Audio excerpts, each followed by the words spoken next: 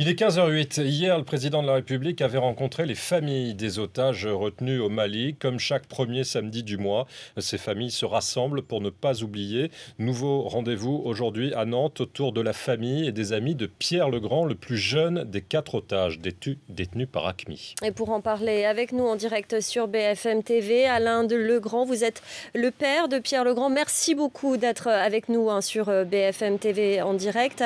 Tout d'abord, on aimerait vous demander quel sentiment vous ressentez après avoir été reçu par François Hollande. Est-ce que vous vous sentez soutenu finalement ? Disons que c'est un sentiment qui est double. À la fois, il y a du positif et du négatif. Le négatif, on n'a pas appris grand-chose. C'est vrai que, si vous voulez, ce que j'ai appris, c'est un petit peu ce que vous pouvez dire dans vos journaux, des choses qu'on savait déjà. Donc, au niveau des renseignements, on n'a pas eu grand-chose.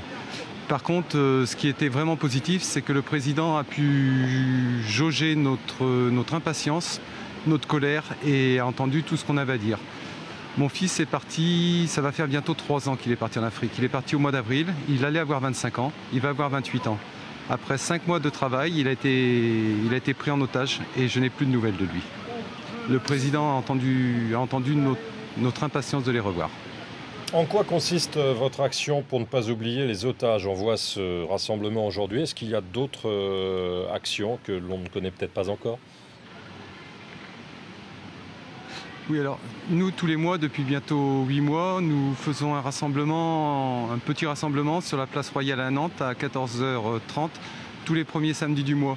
C'est un petit peu, comment dire, le seul moyen qu'on a trouvé de ne pas oublier les otages. Pour nous, il est important qu'on se souvienne qu'il y a des otages, qu'un otage oublié, c'est un otage qui est mort.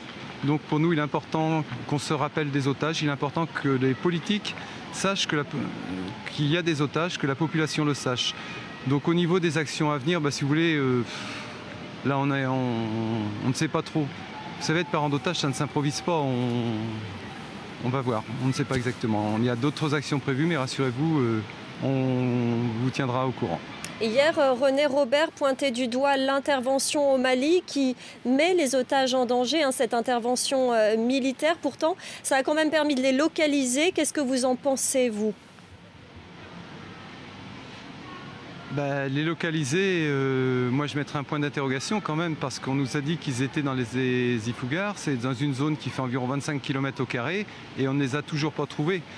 Donc les localiser, moi j'aimerais bien qu'ils soient localisés, mais non, moi je trouve que cette intervention militaire, je parle uniquement au niveau des otages, ça ne fait que compliquer la situation. Autre question, est-ce que vous pensez que des négociations... Oui. Est-ce que vous pensez que des négociations sont possibles entre l'État et ces terroristes? Oui, je pense qu'elles sont possibles. Je pense que pour l'instant, il n'y a pas de contact. Mais là, par contre, le président nous a assuré qu'il cherchait à rentrer en contact avec les ravisseurs. Et ça, c'est quand même quelque chose de positif de rentrer en contact. Je pense que c'est la seule voie de sortie pour les otages, c'est la négociation. Il faut que l'État paye une rançon? Voilà, la rançon, ça c'est toujours ce que vous dites, mais avez-vous un enfant, monsieur? Quel prix mettez-vous à la vie de votre enfant si vous en avez un? Moi, mon fils, on ne peut pas parler comme ça. Non, je ne suis pas d'accord qu'on parle de rançon, de choses comme ça. Il faut négocier, il faut trouver des solutions. Je suis sûr qu'il y a d'autres solutions que des problèmes que de l'argent. Alain Legrand, merci d'avoir été en direct avec nous cet après-midi pour donc ce nouveau rassemblement pour ne pas oublier ces otages détenus par AQMI au Mali.